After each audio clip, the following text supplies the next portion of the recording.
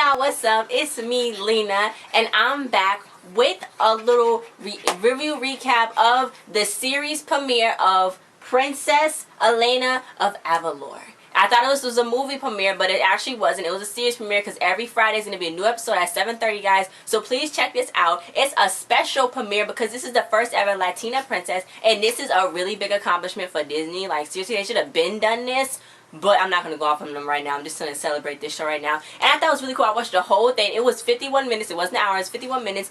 But I liked it. It had some cute songs in it. It had the one song when she had to sing to her grandpa about how she was going to rule the world. Rule the kingdom, Avalor, and how she was going to eventually become queen. And how she was going to slay as queen. And then the second song was with her sister, Isabel, who Jenna Ortega played.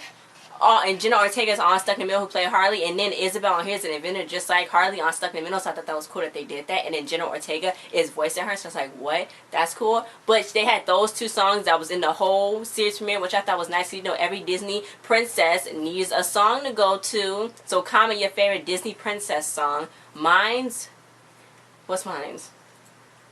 I don't know if I have one. I guess Princess Tiana, Dig a Little Deeper, but I'll change the lyrics up on it.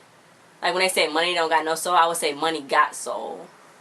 So that's one thing I'll change. Anyway, so back to Elena of Avalor. They say it takes place in the same universe as Disney Junior's Sophia the First, which I actually watched before. It's a cool show. And it explains how Elena was trapped in a magical amulet for decades before being set free by Princess Sophia. So it all connects, which I thought was really good because Sophia the First came on Disney Junior. And this is coming on Disney Channel, so I'm glad that's on this main channel. Because not everybody have Disney Junior. People who don't have, like, premium, what's that called? Premium cable, I guess? Like, DirecTV and stuff, you don't get Disney Junior. I mean, you get Disney Junior. But with people that just got regular TV, like cable, you don't get Disney Junior. So I'm glad this is on Disney Channel. So, let's get with the cast and characters first. Aimee Carrero, she is actually on Young and Hungry, guys. Young and Hungry just, I think, premiered again for its other season. And she's on Young and Hungry. She played Elena, the 16-year-old ascended to the throne of the fairy tale kingdom of Avalor. Jenna Ortega as Princess Isabel, the younger sister of Elena. Chris Parnell as Miggs, one of the 3 magical flying creatures called Jacquins who support Elena as she learns how to rule her kingdom. I thought those was freaking flying lions or that other Sabbats or something. I did not know there was Jacquins. Did not know that. So thank you for that. Then you had Yvette Nicole Brown as Luna, one of the other Jacquins. And I'm just like, bruh, that's Helen from Drake and Josh. And a whole bunch of other stuff. I like her. She's funny. Anyway. So you got Carlos as Alas Raqui as Skylar, one of the other Jacquins. And then the grandfather is voiced by Emiliano Diaz. The grandmother is Julia Vera. Lanz voiced Chancellor Esteban, Elena's uncle, but I thought they were saying cousin on the show, so I don't know if Wikipedia is wrong or right. If they were saying uncle or cousin, so I don't know. It's either her uncle or it's her cousin. I don't know. Anyway, then Jillian Rose Reed from Awkward. She's playing Naomi, a girl who's Elena's best friend. I'm like, what? I did not know she's going to be in this because I think, didn't Awkward end? I think Awkward is ending, so I'm glad she got some notes. And then Joseph Haro, he played Mateo, a wizard in training. And then he was actually on Awkward too with, Jillian. So I'm like, oh, they must know each other. That's good. That's cool. Anyway, so you got Gabriel, Jorge Diaz, play him. And then Keith Ferguson, he plays Zuzo, a mysterious and wildly spirit animal that acts as a link between the human and spirit worlds. Then you got Joe Nunez as Armando, Elena's assistant that, is always frazzled and doesn't really do much and always forget everything. But yeah, so basically, this is what happened. Like in every princess movie, it's always like something bad that happened with like some evil witch or something. They come up here and try to take the kingdom and trying to get up on you and jump on you. It was an evil sorceress. I forgot her name, but she was evil, so she don't matter. She came and took the whole city, and Elena's parents was like, okay, I'm going to give you this amulet just in case something bad happens, something magical doesn't happen to you, you're going to be okay. So when the evil sorceress took over, this wizard, I think it was this wizard, he was like the oldest wizard, he went and put Elena in the amulet when the sorceress came. And then Elena's grandparents and little sister got put into this ancient patent so they can be preserved and saved. So 41 years later, it took her literally a long time, she finally got freed and she finally fought this evil sorceress. So I was like, bruh, that's cool. She got out, so now she's going to be the ruler of Avalor. She thought, because the grandfather was like, oh, nah, you can't do that because you too young. You still 16. You ain't aged a bit. I'm like, Wow. She's 16, but she was shot for 41 years. So she would have been, what, like 57? No. Yeah, she would have been 57 years old when she got out, if she had age, but she didn't. So now she can't be queen. So she's going to prove to herself how she's going to do this. It was created by Craig Gerber, which I liked. And then the theme song was really good, too. It was like Elena. She was like flying with her sword and hitting and stuff. I heard that, Mila. Anyway, so then, you know what? She was trying to do everything she could, you know, trying to help the city out to prove that she can be a queen. So she ended up meeting this girl named Naomi. And she was like, you know, you need to start doing something about this and this. You should stay here with us so you can help us find these ships. Because these ships was getting stolen from the docks. And, you know, her uncle, Elena's uncle or cousin, is shady. He trying to set her up. It's like, why cousins be like that with you? Like, why are you trying to set your cousin up? Like, or your niece or whatever. I don't even know. Anyway, but his name is Esteban. He's a chancellor. And he's like, oh my god, whatever. He just said he's all higher than that, what she is, because he's royalty. But that doesn't get him to be all messing with his niece, cousin. Anyway. So then, you know, he was trying to get her all twisted up. But then she's like, no, I have to find out what's wrong. So she went and left to go do something else that she had to do to be, has her duty of a princess. But then Isabel and Gabriel, the new guard, which he was like, you can call me Gabe. So he tried to put the smooth moves on Elena. Yeah. So Isabel and Gabe, they got on the ship because Isabel was like, what are those little things? It was little purple dogs.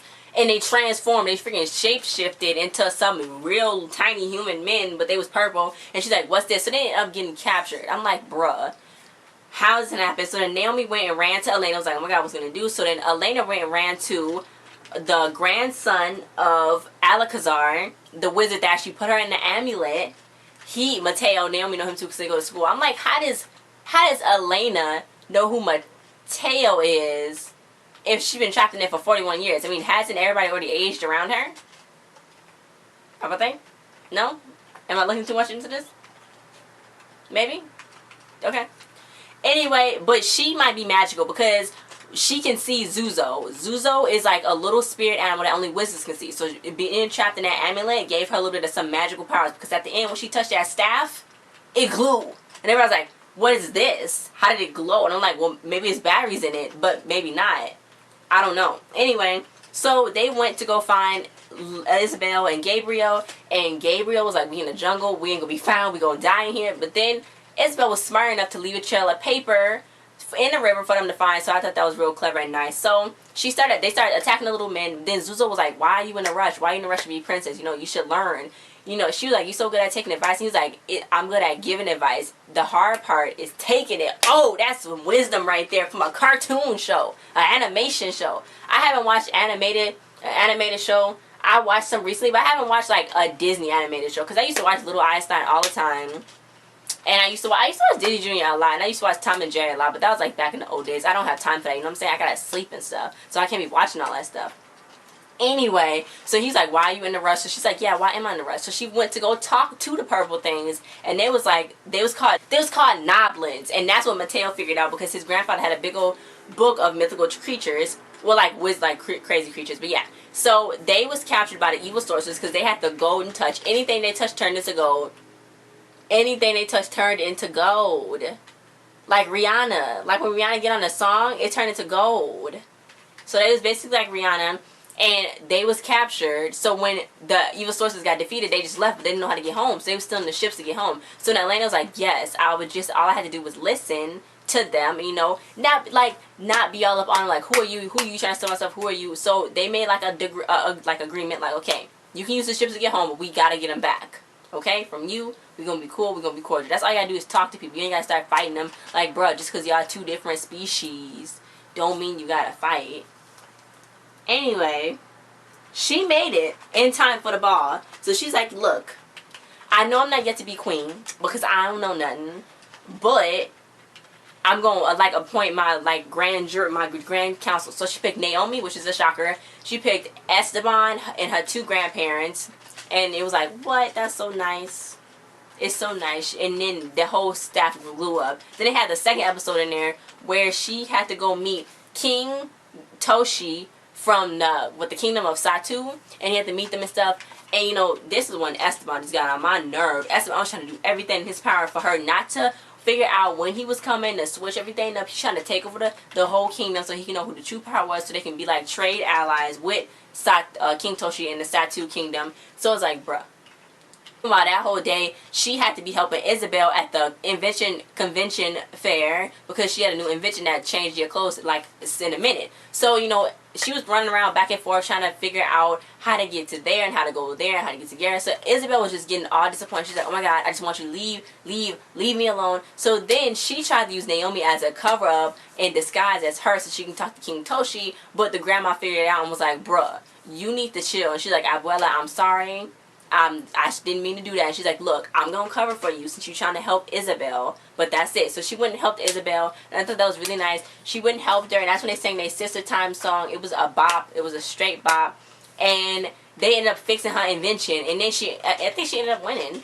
Because then she went to King Toshi and was like, I'm sorry, King Toshi, but I know we make promises. You can't, you know, break your promise. Because that's what he was trying to tell her. Because Esteban was trying to do this dance, this Satu dance, and he just messed it up. But he was like, I told him I was going to watch it, and I can't break my promise. So she's like, I can't break my promise either. I, you know, value my family as much as my city, you know what I'm saying? So then when he came up to her, he was like, you know what? We can be trade allies, and we can go and shift this stuff back and forth because you value your city as much as you value your family. So I think that's good. So they ended up becoming trade allies, and it was all nice. I think it was nice. You know what? And then they had to do it. They was trying to do everything the Satu way, but they should have just did the Avalorian way, like eating with forks, not eating with chopsticks. So, you know, just eat with forks. Do it your way. Don't try to. You can't try to appeal to somebody else. That's what he came over here for. He came over here to learn and experience. Okay. So this show got layers to it. If you look in deep enough, I don't know if you want to, because that's what I do. But if you look in deep enough, if you like from 10 to 7 or 18, if you look in deep enough, then you will find some hidden gems that could be appointed to your own life. So I would take this advice that Zuzo gave her. I sound so crazy. I would take this advice that Zuzo gave her, that giving advice is easy, but taking advice is kind of hard. I take advice pretty good, I think. I don't get upset about it. I take it into consideration. Nobody really gives me no hard criticism because I do everything perfectly. But other than that, I take advice very well. I'm not a horrible person. But yeah, back to the show. I think it's overall really good. I like the singing. I don't know if that's Aimee Carrero really singing, because you know how they have the voice actors and they have the singing actors for the characters, but she might be the one singing. But anyway, I thought it was really good. Congratulations to everybody that got casted, that voiced the characters. Congratulations. Like, bruh, this is the first ever Latina princess. This is a big milestone because it's coming on Disney Channel. Not, like I said, it's not coming on the sister channel, Disney Junior. It's coming on Disney Channel, bruh. The whole Disney Channel. Like, everybody around the world can see it. If they air it in other countries. But anyway, they can. So, thanks for watching this review recap, guys. Like, share, subscribe, and comment your thoughts if you like this new show. And if you're going to watch this new show, I got to check the ratings to see how it did. But I know it probably did good because everybody was blazing about it. Which they should be. They should be. And stay tuned for my Stuck in the Middle review, guys, because it will be up. It's the season finale for Stuck in the Middle. And Best Friends Never is coming on July 25th, Monday, like an episode every day. And Descendants 2 is coming out. And China and McClain's going to be playing Uma, Ursula's kid. And it's going to be some new characters on Descendants Wicked World. And we got a lot of stuff to look forward to. So, thanks for watching. See you guys next time. Bye!